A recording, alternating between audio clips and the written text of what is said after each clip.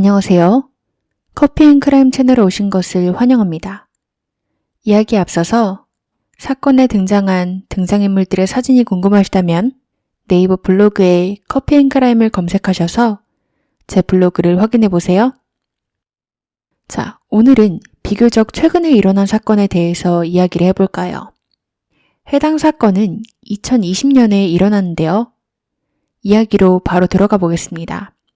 2020년 2월 24일 오후 1시 플로리다주에서 당시 45살이었던 여성인 사라 분이 911에 신고 전화를 걸게 됩니다. 이 신고 전화는 사라가 자신의 남자친구인 조지 토레스와 같이 살고 있는 아파트에서 건 것이었죠. 전화를 건 이유는 자신의 남자친구가 사망을 했다는 이유에서였어요. 사망 전날 밤 그들은 와인 한 병을 마시고 숨바꼭질을 했다고요. 자신의 남자친구 조지는 캐리어 안에 들어가서 숨었는데 자신이 그걸 잠궈주고는 다시 열어주는 걸 깜빡한 채 잠이 들었다고 했죠.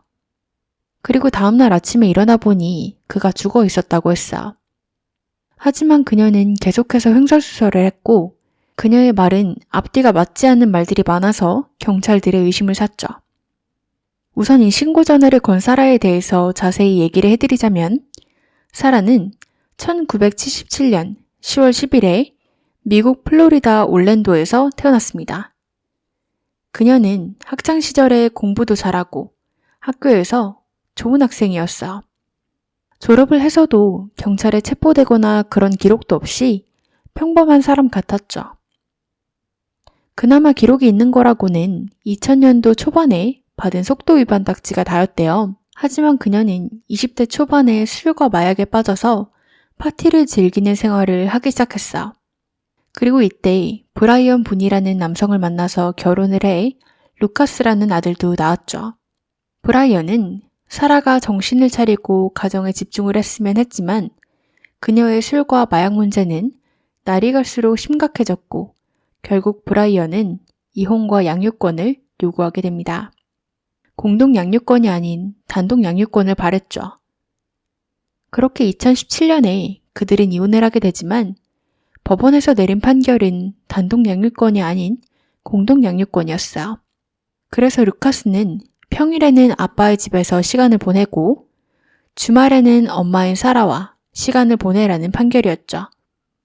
그리고 이제 사라의 새로운 남자친구인 조지로 넘어가서 그에 대해서 얘기를 해보자면 그는 사망 당시 42살로 딸이 3명 있는 아버지였어.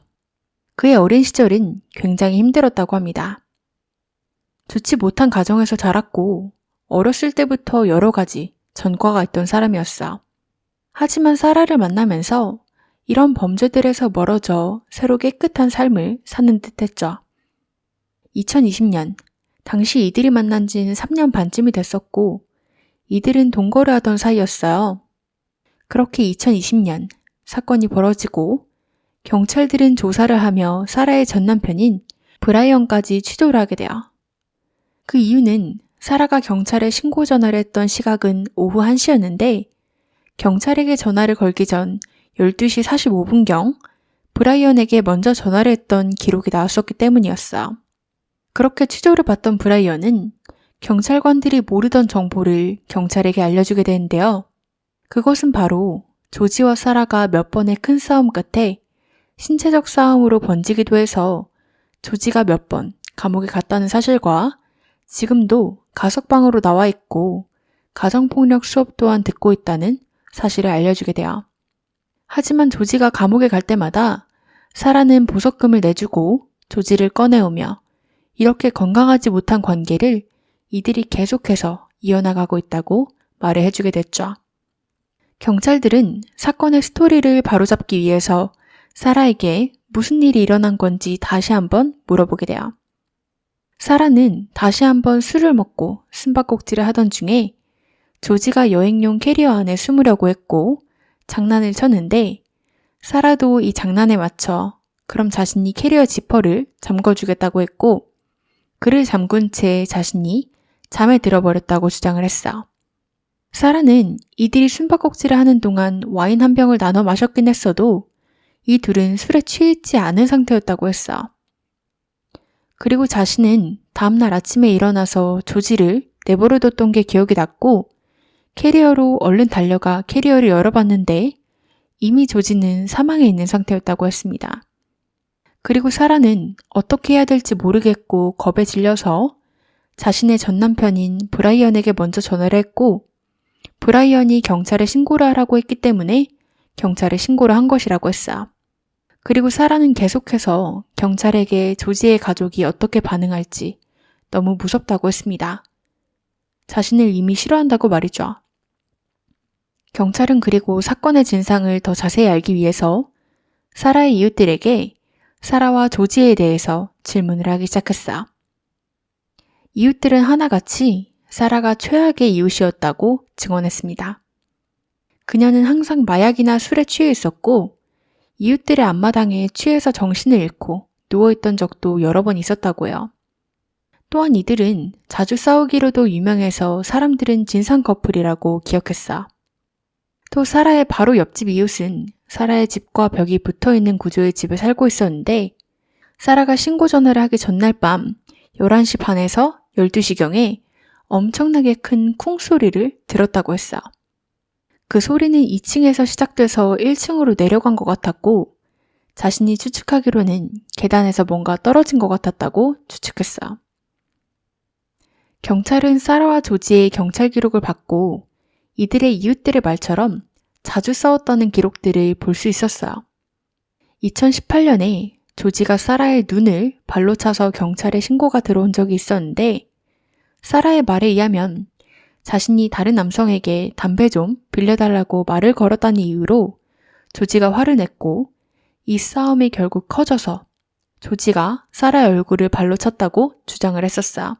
하지만 당시 조지가 사라의 목을 졸라서 자기 방어차 얼굴을 발로 찬 것이라고 했죠. 경찰 보고서에 의하면 실제로 조지 목에는 빨갛게 졸린 자국이 있었어요. 그리고 둘 다 일을 크게 만들고 싶지 않았기 때문에 더 이상의 법적 소송은 없었고 이걸로 끝이 났죠. 그리고 2019년 6월 사라는 다시 한번 조지가 자신이 다른 남성이랑 말을 했다는 이유로 자신을 때렸다고 경찰에 신고를 하게 되고 이번에는 소송도 걸게 돼요. 하지만 재판에서는 조지가 사라를 때렸다는 확실한 증거가 없었기 때문에 그는 풀려나게 됩니다. 그리고 이 일이 있고 고작 3일 후에 또 다른 신고가 들어오게 돼요. 사라는 조지가 자신의 이름으로 된 신용카드를 만들어서 사용하고 있다고 신고를 했죠. 또 그 다음 주에는 조지가 자신이 자고 있는데 자신을 마구 때린다고 신고 전화를 했고 경찰이 도착해서 조지에게 상황을 물었을 때는 조지는 반대로 얘기를 했어. 사라가 자신이 자고 있는데 마구 때렸다고요. 두 명 다 몸에서 방화원이 나왔기 때문에 짐작컨대 둘 다 서로를 때렸던 모양이었어요. 그리고 누구 말이 맞는지 정확한 증거가 없었기 때문에 이번에도 별다른 조치 없이 넘어가게 되죠. 그리고 9월에는 또다시 사라에게서 조지가 자신을 때렸다는 신고 전화가 걸려왔지만 이번에는 전과 약간 달랐어. 경찰이 현장에 도착했을 때 사라의 말에 의하면 조지가 자신을 마구 때렸다고 했는데 현장에서는 조지가 화장실 문을 걸어 잠근 채 욕조에 숨어 있었습니다. 그리고 사라의 몸에는 흉터가 하나도 없었지만 조지는 흉터가 가득했죠. 현장만 보면 사라의 말과는 다르게 오히려 조지가 사라에게 맞은 것 같은 모양이었어. 또 조지의 사망 이후 부검이 진행되었는데 부검 도중에도 그의 몸에 있는 상처들이 워낙 많았기 때문에 그냥 캐리어에 넣어져서 사망한 사람처럼 보이진 않았다고 합니다. 몸에는 온통 긁힌 자국이 있었고 어깨와 얼굴에는 멍이 들어있고 수사관들은 오히려 계단에서 떨어져 죽은 사람이라고 보는 게 더 맞다고 할 정도였어.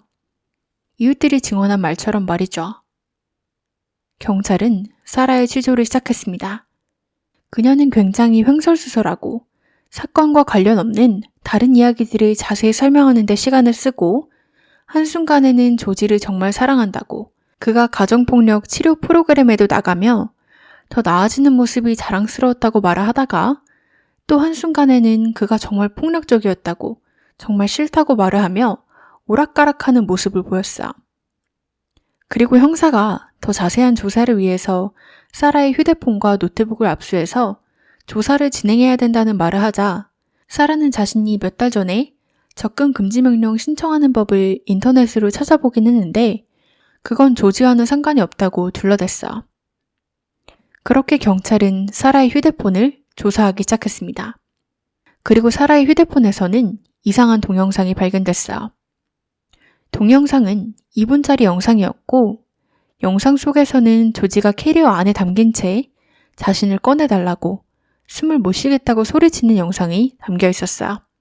그리고 영상 속 사라는 네가 날 두고 바람핀 대가라며 숨을 쉴 수 있건 없건 그건 네 사정이지 라며 웃는 반응을 보였어. 경찰은 사라에게 자신들이 발견한 동영상이 있다고 보여주려고 했습니다. 하지만 사라는 자신이 그 동영상을 꼭 봐야 하냐며 밤에 불면증도 있고 비위도 약해서 자신이 구토를 할 수 있다고 보기 싫다고 했어. 경찰은 그럼 동영상을 보고 설명할 기회를 갖던가 아니면 동영상을 보지 않는 대신 경찰들이 자신들이 본 동영상을 어떠한 설명 없이 그대로 받아들이겠다고 했습니다. 그제서야 사라는 자신이 동영상을 보고 상황 설명을 하겠다고 했어. 사라는 계속해서 동영상이 보여지는 것과 다르다고 주장했습니다. 이들 둘의 관계는 이렇게 장난을 자주 치고 보이기로는 자신이 일방적으로 조지를 괴롭히는 것처럼 보이지만 자신들의 관계는 자신들만이 이해할 수 있는 독특한 관계라고 했어. 사라는 정확한 설명은 하지 않고 계속 이렇게 모호하게 말하기만 했고 결국 경찰과 사라 둘 다 언성이 높아지게 됩니다. 그리고 사라가 고이건 아니건 범인은 확실했기 때문에 그녀는 체포가 되게 돼요. 그리고 사라의 반응은 자신의 집에 아들 루카스가 기다리고 있을 것이라며 아들에게 가봐야 된다고 말을 했죠. 조지를 죽일 때 조지의 딸들은 생각하지 않았을까요? 그리고 사라는 앞으로 자신이 술을 먹지 않겠다며 술만 먹으면 꼭 이렇게 성가신 일들이 생긴다고 말했어. 자신의 남자친구가 사망을 했는데 성가신 일로 치부해버리다니요. 사라는 아직까지도 재판을 기다리고 있다고요. 왜 계속 연기가 되었는진 모르겠지만 사라의 재판은 8번이나 취소가 되고 연기가 되었어요. 그래서 사라는 아직까지도 재판을 기다리고 있다고 합니다. 여러분들은 이 사건에 대해서 어떻게 생각하시나요? 정말 조지가 숨바꼭질을 하다가 실수로 사망을 한 것일까요? 여러분들의 의견 댓글로 많이 남겨주세요.